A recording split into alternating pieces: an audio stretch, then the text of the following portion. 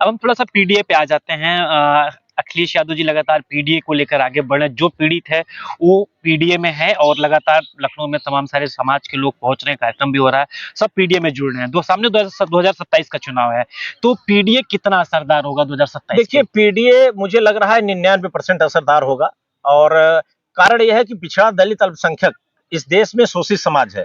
और उस अभी तमाम वैकेंसीज को लेकर देखा जाए या जाति आधार पर डीएम, एसडीएम और थाना अध्यक्षों की भी श्री अखिलेश यादव जी ने चर्चा की। ये चर्चा अभी पार्टी साइड से की जा रही है। मैं जब से पार्टी में हूं, मैं तमाम चीज, चूंकि मैं सोशल जस्टिस और मेरी आइडियोलॉजी मुझे लगता है मेरी प्राथमिकता पे है, तो मैं महसूस करता हूं कि चंद परसेंट लोगों ने इस देश के बहुसंख्यकों पे शासन किया है, उनका शोषण किया है। और हम लोग इस व्यवस्था के विरोधी हैं। और हम देश के बहुजन महापुरुषों को लेकर के चलने वाले लोग हैं। डॉक्टर अंबेडकर, पेरियार, फूले या तमाम बाबू जगदेव कुशवाहा सहित लोगों को लेकर चलने वाली हमारी विचारधारा है। तो हम लोग ये जानते हैं कि तमाम शोषित वंचित व्यक्ति आज अपने आप को श्री अखिलेश यादव जी के साथ मजबूत पा रहा है। और छोटी मोटी कमियां जो होती रहे उसके साथ पीडीए में मेरा व्यक्तिगत मानना है कि अगर माहौल इसी तरीके का रहा तो समाजवादी पार्टी, मैं कोई 400-500 का दावा नहीं कर रहा हूं, लेकिन समाजवादी पार्टी 250 से 300, अभी जो करंट सिनेरियो है इस हिसाब से 2027 में समाजवादी पार्टी 250 से 300 सीट निकालने जा रही है। और भारतीय जनता पार्टी सिर्फ अपने जातिवादी, विषमतावादी और ऊंच नीच व्यवहार के कारण, इस देश के संविधान के विपरीत व्यवहार के कारण प्रदेश की सत्ता से जाने वाली है। आप लोग अभी बोले भारतीय जनता पार्टी जातिवादी कर रहे हैं, बीजेपी वही कहती है कि आप लोग पीडीए के नाम पे जाति को बांट रहे हैं, अखिलेश यादव समाज को बांट रहे हैं, जाति को बांट रहे हैं, हिंदुत्व को बांट रहे हैं, ये आरोप लगा रही है कि आप लोग हिंदुत्व क्या है? पहली बात तो हिंदुत्व कोई शब्द नहीं है और ये इतिहास में प्रूफ हो चुका है। दूसरा, मैं ये कहता हूं भारतीय जनता पार्टी के एक एक लोग मनुस्मृति की बात करते हैं। मनुस्मृति में एक पंक्ति है कि 10 साल का ब्राह्मण को भी 100 साल का क्षत्रिय अपना पिता माने, या तमाम जो चीजें हैं मनुस्मृति में, आप सब जानते हैं, मैं भी जानता हूं। तो ये जातिवाद की बातें और ऊंच नीच की बातों के पोषक है भारतीय जनता पार्टी के लोग। और इनके लोग अभी भी तमाम लोगों के साथ ऊंच नीच का व्यवहार करते हैं। अभी तमाम वीडियोस आ रहे हैं। तो ये लोग ऊंच नीच की बात करने वाले समाजवादी पार्टी पे आरोप लगाने का इनको अधिकार कैसे है? हम लोग तो समतावादी लोग हैं। समाजवादी का मतलब समतावादी है। और अंबेडकरवादी भी आजकल तमाम बहुत सारे अंबेडकरवादी जो कि सामाजिक न्याय की बात करते हैं, वो लोग भी समाजवादी पार्टी के साथ जुड़ गए हैं। तो समाजवादी पार्टी निरंतर मजबूत हो रही है। और आप देख रहे होंगे एक चीज कि समाजवादी पार्टी तमाम विचारधारा को अब स्वीकार कर रही है। और पहले भी साथ में थे, लेकिन अब उसमें प्रभाव बढ़ रहा है। और जब अम्बेडकरवादी विचारधारा के लोगों का प्रभाव समाजवादी पार्टी में बढ़ रहा है, तो ये मनुवादियों को, खासकर विषमतावादियों को बड़ा बुरा लग रहा है। तो वो लोग ये चाह रहे हैं कि समाजवादी पार्टी को बदनाम किया जाए, जिससे सत्ता में ना आए। और मैं जो व्यक्तिगत महसूस करता हूं, आप देखते होंगे मेरे तेवर काफी तीखे रहते हैं। समाजवादी पार्टी के राष्ट्रीय अध्यक्ष अखिलेश यादव जी के अलावा एक चेहरा आप बता दीजिए जो इन मनुवादी, सामंतवादियों या भारतीय जनता पार्टी को टक्कर दे सकता है उत्तर प्रदेश में। कुछ लोगों की चॉइस है और कुछ लोगों की जरूरत है। आप ये मान के चलिए कि इस देश का 90% पॉपुलेशन समाजवादी पार्टी के साथ खड़ा है, श्री अखिलेश यादव जी के साथ खड़ा है। बीजेपी कहती है बटोगे तो कटोगे, यही पीडीए में होती, जो पीडीए की बात होती है बोलते हैं कि पीडीए बांटने का काम कर रही है। नहीं, सही कह रहे हैं। मैं हमेशा योगी जी की इस बात का समर्थन कर रहा हूं। वो लोग कहते हैं कि बटोगे तो कटोगे, तो हम ये कह रहे हैं कि हम एक हैं। हम 85% लोग एक हैं। हम बटेंगे तो कटेंगे, ये बात सही है। वो लोग क्या कर रहे हैं, वो बांट करके काट रहे हैं।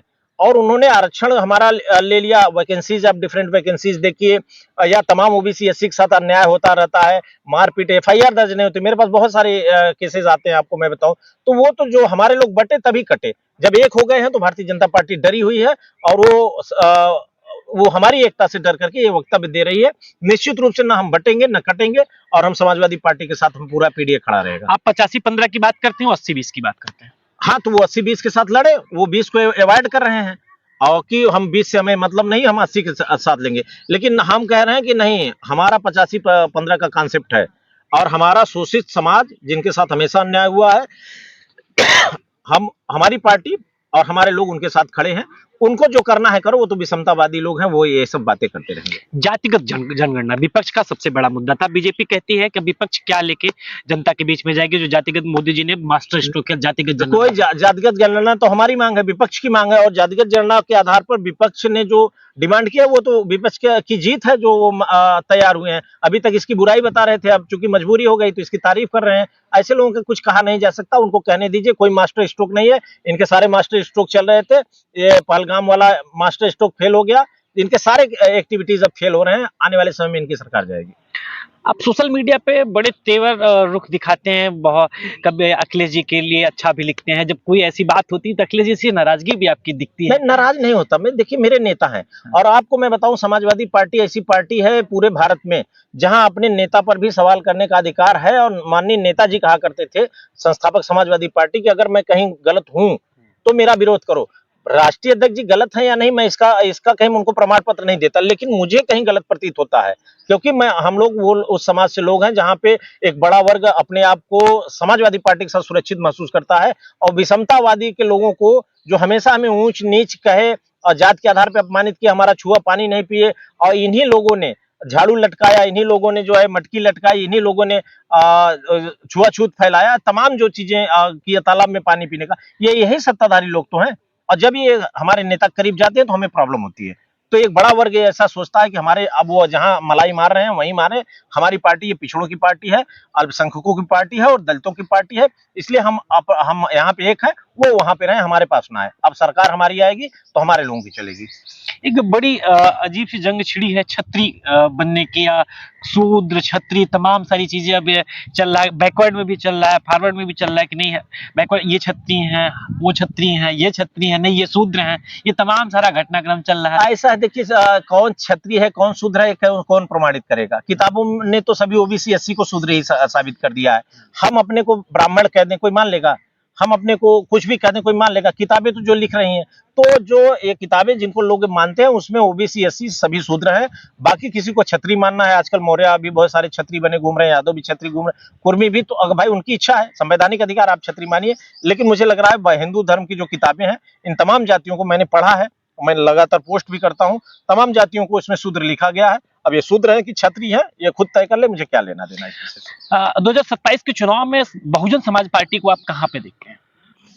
बहुजन समाज पार्टी का मुझे लग रहा है बमुश्किल 2-4 सीट निकल जाए तो बड़ी बात होगी, क्योंकि जब कोई भी पार्टी अपनी मूल विचारधारा से विमुख होती है तो समाप्त हो जाती है।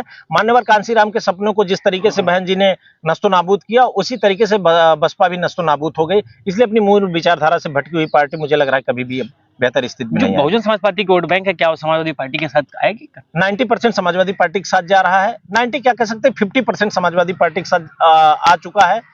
आप मानिए 10% या 20% चंद्रशेखर आजाद रावण के साथ जा चुका है और वही 20-25% के आसपास अभी बीजेपी के साथ था, लेकिन अब वो आधा वो भी सपा की तरफ जाएगा, चंद्रशेखर आजाद रावण की तरफ जाएगा। भारतीय जनता पार्टी के साथ बहुत तमाम सारे जो पिछड़े समाज के, चाहे प्रिया पटेल जी हों, चाहे ओम प्रकाश राजभर जी हों, तमाम सारे जो नेता जो एक उनका लंबा गठबंधन है, क्या उनका प्रभाव नहीं पड़ेगा? कोई प्रभाव नहीं। देखिए स्वार्थी लोग हैं, अपना चंद लिमिट अपने लोगों के लिए काम कर रहे हैं और उनका समाज खुद जान चुका है। और मैं ये कहता हूं ओम प्रकाश राजभर जी अपने परिवार के अलावा किसी को टिकट देते हैं, संजय निषाद जी अपने परिवार के अलावा किसी को टिकट देते हैं, निषादों को दे टिकट, राजभरों को दे टिकट, और अनुप्रिया पटेल जी भी अगर पटेलों को टिकट दे रही हैं तो उनके क्या वो सिर्फ पटेलों के लिए है, या पटेलों को है तो पटेलों को भी दे।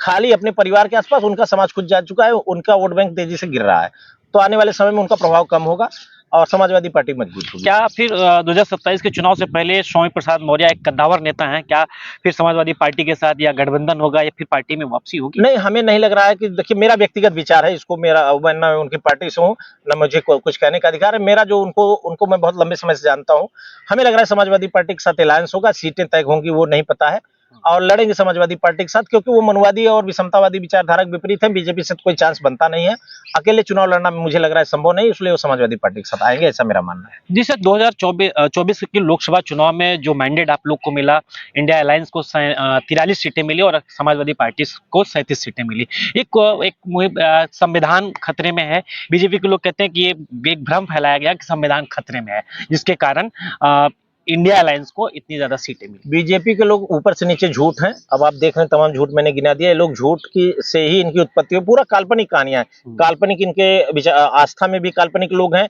इनके कॉन्सेप्ट भी काल्पनिक होते हैं। तो ऐसे लोगों पे बात पे मुझे लग रहा है ध्यान देने की जरूरत नहीं है। आजकल नया कल्चर आ गया, सरकार अब सत्ता पे सवाल खड़ा करता है, आजकल सत्ता जो है विपक्ष पे सवाल खड़ा करता है, जबकि आजादी के बाद ऐसा कभी हुआ नहीं था, तो आजकल उल्टा है। अब आते हैं लास्ट सवाल की तरफ। आप बहुत सीनियर हैं, आपने तमाम सारी सरकारें देखी हैं, तो अभी तक चाहे स्वर्गीय मुलायम सिंह यादव जी हों, मायावती जी हों, अखिलेश यादव जी हों या योगी आदित्यनाथ, इसमें से सबसे बेहतर मुख्यमंत्री आपके लिए लगा कौन? किसका देखिए कार्यकाल सबसे बेहतर था? देखिए, अभी इस समय मुझे लग रहा है कि मैंने तमाम लोगों को अभी नहीं देखा है, एग्जैक्ट मैं कुछ नहीं कर सकता हूँ, लेकिन मुझे लग रहा है अखिलेश यादव जी ने बेहतर काम किया था विकास के दृष्टिकोण से। बहुत बहुत धन्यवाद। ये हमारे साथ हाईकोर्ट के अधिवक्ता, समाजवादी पार्टी के नेता हृदयलाल मौर्य जी थे, और जो बहुत बेबाकी के लिए जाने जाते थे और तमाम सारे सवालों का बहुत ही बेबाकी से जवाब दिए हैं। और ये एक समाजवादी पार्टी के फायर ब्रांड नेता माने जाते हैं और बहुत खुलकर ही और बहुत बेबाकी से बोलते हैं।